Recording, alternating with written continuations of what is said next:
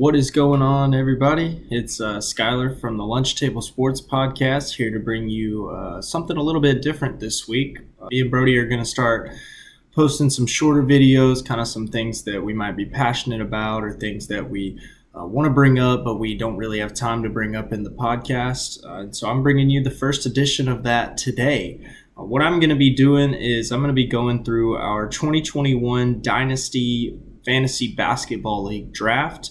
I'm going to grade the first 5 rounds of picks, and then the rest of the draft, I'm going to grade how me and Brody specifically did. I'm going to take you guys through that and give you my thoughts and opinions on our picks there. What you're looking at is going to be the first 13 or 14 rounds, something around there, of picks.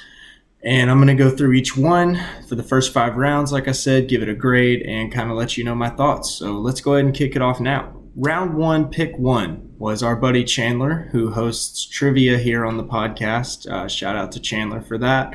And he selected Giannis Antetokounmpo, round 1, pick 1. Now, I know that our buddy Chandler was not a huge basketball guy at the time. This kind of got him more into NBA and basketball in general. And I think this was a great pick. It's kind of not really a no-brainer, but it was definitely a no-brainer that Giannis was going to get picked in the top 3 somewhere. And I don't think I really had any problem with taking him number 1 overall. This would be an A-plus pick for me, but I do feel like I had to knock it down to just a regular A because of the guy that got selected after him, which I'll talk about in just a second. So I'm going to give this grade an A. Round 1, pick 2 is Luka Doncic, and he was selected by my brother Turner, who is in our fantasy league. Shout out to you, Turner. This was the only pick, one of 2 picks in the first round that I gave an A-plus grade to because, I don't think I really need to say much. He was the number 1 fantasy player in the league last year, and he's going to be super productive for a really long time. So selecting Luka Doncic in a dynasty league, you can't be happier with any pick than selecting him. Now, round 1, pick 3 was made by our podcast's own Brody Strickland. He selected Trae Young at round 1, pick 3. And I kind of hinted to this the other day on, I think it was episode 4 of the podcast. But at the time, I didn't think it was a very smart pick. Simply just wasn't considering how young Trae Young actually is. But with him being only 24 years old, same age as us, I don't think I can knock this any lower than an A-, even though there were guys that I probably would have selected over him at that pick. Even looking back now, I can't fault Brody for picking the guy that he really wanted, going after his guy, and now he's able to keep him. So A- for the Trae Young pick.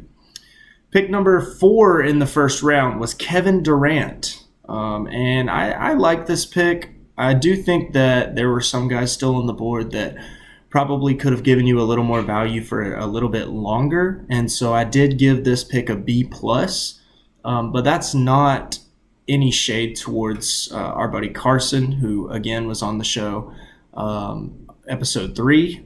I like the pick of Kevin Durant. I wouldn't say I love it, and so that's why I gave it a B+. Round 1, pick 5 was probably the steal of the draft, if not a couple others that we'll talk about later possibly. But getting Nikola Jokic at round 1, pick 5 is a miracle. He was the number 1 fantasy player in our league the last 2 seasons. Number 2 last year and then number 1 the year before, I should say. And he's Nikola Jokic, 2-time MVP. A lot of people think should have been 3-time MVP, and the fantasy stats show for that. So definitely an A+ pick by my brother Barrett there at round 1, pick 5. The next pick was Steph Curry, round 1, pick 6. I like this pick. I don't think it was the best pick probably available. I think there were some guys that you could have gotten more value out of in the long term. But you're never unhappy having a guy like Steph Curry on your team, so I respect that pick for sure. Pick 7 was Karl Anthony Towns. That was my pick. I was very happy with the pick at the time. This was before the Rudy Gobert trade, And Cat is a productive player, but obviously having Gobert there and the rise in stardom of Anthony Edwards now has taken away from his fantasy production a bit. So I gave myself an A- there, simply because he was a younger guy. I think he was a good pick in that spot. Pick 8 was LeBron James. LeBron James was next. That was our buddy T. Brown. And I think that was an okay pick for the first round. In a dynasty league, you do want to grab some young guys. And so if you're going to grab LeBron James, I think your next pick needs to be a younger guy, somebody that you can kind of focus on for the future. But this particular person did not do that, and I'm going to get into that now. So round 2, pick 1, which was obviously T again, is going to be Kawhi Leonard. In a dynasty league, I don't think it was a horrible pick, but getting Kawhi Leonard early in the second round, when there are a lot of younger guys who are a lot more productive and reliable sitting there, that has to be a C+, and I don't think I can give it any higher than that. Round 2, pick 2 was Joel Embiid. That was another one of my picks. I'm very happy with what Joel Embiid has given me over the first 2 years of our league. He won our league MVP according to our vote, which every member of the league votes on last season for the playoffs. Sorry, Luka won it for regular season. Embiid won it for the playoffs. And I think he was well deserving of it. He carried me to the championship, even though he couldn't get me through the championship, finishing second place for the second year in a row. Kind of stung, but that's in no fault at all to Joel Embiid. So I gave myself an A+ for picking Joel Embiid, round 2, pick 2. Very happy with that pick. Round 2, pick 3 was Anthony Davis. Anthony Davis I gave a B+ to. I think our friend Joey, who we've mentioned on the podcast, I know what he was doing here, getting a guy who has a very, very high ceiling. And when Anthony Davis is on the floor, he has shown that ceiling, and he's a very productive player.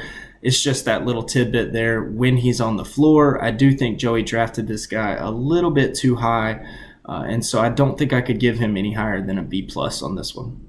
Our next pick was round 2, pick 4. That was Barrett once again. Barrett selected James Harden with this pick. And I really like this pick. James Harden has been super productive. I know he's a little bit older, and there might have been some younger guys that he could have grabbed that maybe he would still be building on if he were still in the league.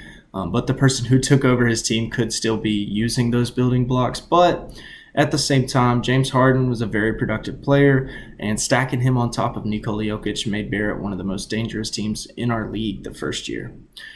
Round 2, pick 5 was Damian Lillard. Damian Lillard is a lot like James Harden, in my opinion, for a fantasy pick. A little bit on the older side, but a highly productive player, somebody that's been doing really well. And then I think he even finished top 10 last year. And so I do think, though, that his decline will start rather sooner rather than later. And so that's why I had to give that pick an A- instead of anything higher than that. Same grade as James Harden. Round 2, pick 6. This was voted as the worst pick in our fantasy draft in year 1 by the league members. And that's DeAndre Ayton at round 2, pick 6. Now, DeAndre Ayton is not horrible for fantasy by any means. I just think that you could have gotten somebody a little bit better, somebody a little bit more productive there, and then waited till the next round to grab DeAndre Ayton. So Brody, I got to give you a C+ on this one, but you're going to see that with your next pick, you're going to make up for that. Round 2, pick 7. Wow, what a steal. Turner grabbed Jason Tatum in this spot. He should have been drafted long before this, but it is what it is. That's an A+ pick, no doubt about it. Round 2, pick 8 was Bam Adebayo. Bam Adebayo selected by our buddy Chandler after selecting Giannis in round 1. And I think that was a good pairing. I've got no problems with that pick. I'm giving it an A- because he's been very productive for Chandler, even though his ceiling isn't quite as high as some of the other guys drafted in the same round. Round 3, to kick it off, it was Chandler once again, and he selected Bradley Beal. Now, I definitely understand why Chandler made this pick at the time. He was still with Washington. When healthy, he was always going to be a very productive player. We'll see how that production holds up now that he's in Phoenix. He was pretty productive last year when he was healthy, But looking back on this draft now, it's hard to give this draft pick anything above a B. Pick 2 in the third round was Nikola Vucevic, and I don't think Turner made a bad pick here. I do again think that there are some guys sitting behind him, behind this pick, that made a lot more sense in terms of fantasy value. But at the same time, it was a big focused league at the time. So grabbing a big man early is totally understandable there from Turner. However, with it being Vucevic, I can't give that any higher than a B-. All right, Brody, here's you making up for DeAndre Ayton pick. Round 3, pick 3, Brody selected Shai Gilgeous-Alexander. That is easily a slam dunk home run A+ pick from Brody. That's one of the steals of the first few rounds, and I loved that pick there. Round 3, pick 4 was Jimmy Butler, selected by Carson, and I like this pick. Jimmy's ceiling is pretty high. It's just his floor is very low, and so I gave this pick a B+. Round 3, pick 5 was made by Barrett. That's Paul George. I love Paul George. He's one of my favorite players in the NBA. He is kind of unreliable in terms of staying on the court. However, when he is on the court, he is always a very productive fantasy player, so I can't blame Barrett for picking him there.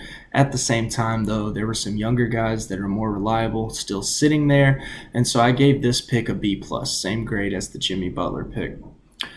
Round 3, pick 6 was made by Joey, who, by the way, is still in the league. He left and came back and took over a different team and took over an expansion team when he came back. And so Donovan Mitchell was the next pick, round 3, pick 6. I love this pick from Joey. Donovan Mitchell has been super productive, especially with the Cavaliers. A lot of people thought his production would fall off, but it actually went up a little bit. And so Donovan Mitchell, great pick there. Round 3, pick 6. I gave that an A-. The next pick was me, round 3, pick 7. I picked Russell Westbrook. Now, at the time, he was coming off a season where he was number 1 overall. This was off his Wizards season. And so while it didn't work out with the Lakers and he ended up being nowhere near the level of a round 3 pick, I couldn't be too harsh on myself because I just didn't know what his production was going to be like with the Lakers. So I gave myself a B- for this pick. Round 3, pick 8 was Devin Booker. That's an A+ pick. I don't think I really need to say much. Great pick there, T. Round 4, pick 1 was also T, and he selected Chris Middleton.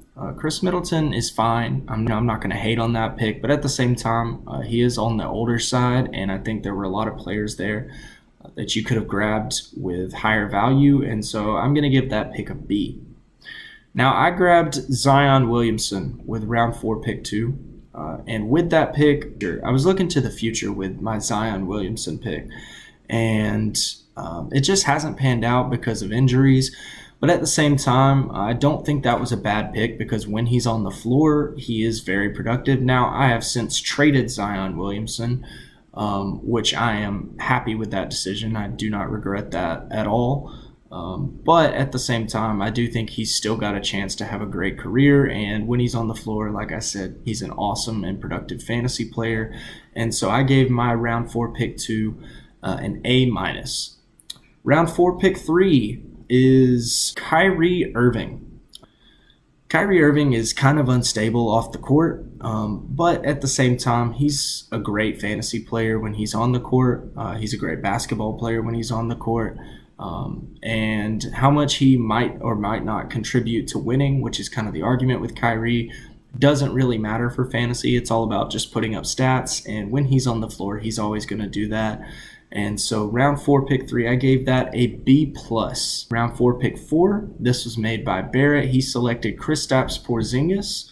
I gave this an A-. Kristaps Porzingis has turned out to be one of the pleasant surprises ever since we made this draft back in 2021, and you can't go wrong with having Kristaps Porzingis. Now, the next pick was Rudy Gobert. I gave Rudy Gobert pick a B-. I couldn't be too harsh on it because nobody knew he was going to get traded to the Timberwolves and become a very lackluster fantasy option compared to what he was when he was selected. So I can't blame Carson I can't give this any more than a B minus. Now, round 4, pick 6 was Brandon Ingram. Once again, Brody, I think this was a great pick. I think you kind of got a steal here considering the guys that were just picked before him. And so I gave Brody an A for this pick. Brandon Ingram, great selection. Next pick was Zach LaVine. Turner selected him with round 4, pick 7. I don't think it was a bad pick at all.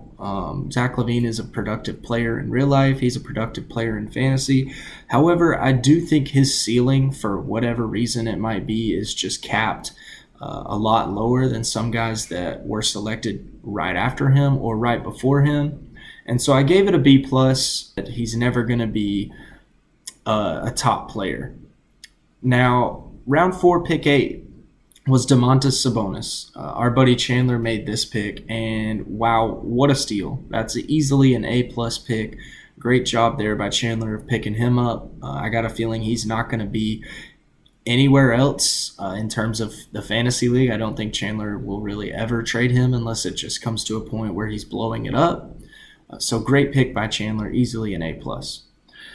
All right, the final round that I'm going to go through every pick before I just go through mine and Brody's. Round 5, pick 1 was Jaylen Brown. And Chandler, I got to give you an A here. That was a great pick. Jaylen Brown has been super productive. Just got the Supermax in real life for a good reason. And I think you can never go wrong with picking a guy like Jaylen Brown in the 5th round. Round 5, pick 2 was Julius Randle, and I got to tell you, I was going back and looking at this. I was very impressed with all of our picks from round 5 as a league, and that is with the exception of one, which I'll talk about in just a minute, but Julius Randle at the top of the 5th round, he's been a very productive fantasy player. Great pick there by Turner. I got to give that an A. Round 5, pick 3 was Jaren Jackson Jr., and Brody, at the time, I probably would have given this somewhere between C+ and B, somewhere in that range. But after just winning a Defensive Player of the Year and always showing flashes on the offensive end of what he can be one day, I think this was a great pick. Jaren Jackson is a guy who you can have on your team for many more years. He's pretty young. And I think selecting him in the 5th round is kind of a steal. And so, Brody, I gave you an A- for that pick. Good pick. Next pick was Ja Morant. That was round 5, pick 4 by our buddy Carson. I gave Ja Morant an A-, same grade that I gave Jaren Jackson Jr., which is funny because they're teammates. But the only reason I can't go any higher on Ja right now is because of this off-the-court stuff. We left him off of our top 10 point guards in episode 1 of the podcast for a reason. And as much as I love Ja Morant on the court, not being able to trust a guy off the court is a big deal for a dynasty league.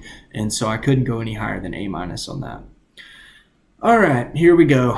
Barrett, round 5, pick 5. Ben Simmons. That is the first and only F that I have given on a pick so far. Once again, I did not grade 6 through 18 of everyone besides mine and Brody's team. So there might have been some F picks in that range somewhere, but drafting Ben Simmons in the first 5 rounds, this was right after that playoff collapse that he had in Philly. I can't give that anything higher than an F. Sorry, Barrett. That was a bad pick, even though you had a great draft up to this point. John Collins was the next pick, round 5, pick 6. He was selected by Joey. I didn't think this was an awful pick, but not a great pick at the same time. I gave it a B-. John Collins, we'll see what he does in Utah now that he is away from Atlanta. But he has declined since this point in terms of fantasy production, so I can't give it any higher than a B-. But because the potential is there, I think he's only 25 or 26, so the potential is there for him to once again be that productive fantasy player he was when he was drafted. I'll leave him at a B- and not drop him any lower than that. Round 5, pick 7 was De'Aaron Fox. I made this selection. I love De'Aaron Fox. He's one of my favorite players in the NBA. Sadly, I have since traded him as well, just like Zion, my last pick. But I don't really regret it because it's gotten me to where my team is today. But at the same time, that was an A pick for me at the time, considering what De'Aaron Fox has become. I can't drop him any lower, but I also won't give it an A+ because he's not quite on that level yet, but there is a chance that he could be. Now, the final pick that I'm going to grade for everybody else is round 5, pick 8. That was Pascal Siakam. I think this was a good pick by T. Pascal has been a very productive player the last couple of years in fantasy, and while he started to kind of drop off towards the end of last year, I still think this was a good pick at the time. So A- on the Pascal Siakam pick there. All right, so for round 6 through 18, I'm going to run through these as quickly as I can. I'm just going to grade mine and Brody's picks only. I'm not going to grade anyone else's, and so this portion of the video should go a lot faster. All right, so Brody's 6th round pick. At round 6, pick 6, he selected Robert Covington, and I got to hate on this one, Brody. I'm not going to give you an F because Robert Covington is the type of player where in the right situation, he probably could be an at least decently productive fantasy player. But at the same time, I got to give you a D on that because I don't really know what you were thinking there selecting him that high. Now, if it were round 9, 10, 11, may not be as harsh on that pick, but round 6, with the guys sitting still there on the board that were sitting there, can't give you any higher. All right, now my 6th round pick, I had round 6, pick 2, and I selected Anthony Edwards. I'm giving myself an A+ for this pick. Anthony Edwards is an awesome player. I think he's developing into a true superstar, and that he'll be right around the top 5 here pretty soon. Round 7, Brody selected Drew Holiday. I think this was a pretty good pick from Brody. I gave it a B+. Drew Holiday has been a very productive player. I probably would have given it a lower grade at the time, but Drew Holiday has proved me wrong in terms of fantasy. Great defensive player, and was a productive offensive player before he kind of started dropping off last year, so I can't hate on that pick. My 7th round pick was Cade Cunningham. Round 7, pick 7, I think that's a steal because of the place I got him in. Probably should have been selected earlier. He was a rookie at the time, and so selecting Cade Cunningham there in the 7th round, I got to give myself an A- for that. The 8th round, moving on to the 8th round, Brody had pick 6 in the 8th round, and he selected Buddy Hield. Now, Buddy Hield in the first year was a very unproductive player because we did not have much of an emphasis on scoring at all. However, since we've moved to a scoring league, he's been pretty good, and so I've got to give that pick a B-. No higher, no lower. I think that's a good grade for that. Now, I selected Christian Wood in the 8th round. I had the 2nd pick in the 8th round, and I selected Christian Wood, thinking at the time that he was going to remain in Houston and kind of be a part of their young core there and be like the leader of that team offensively. That's not the way it shook out, and so I did give myself a B- there. I don't think I should drop myself any lower than that because I didn't know exactly what was going to happen with him. But again, all things considered, now looking back, I can't give it any higher than a B-.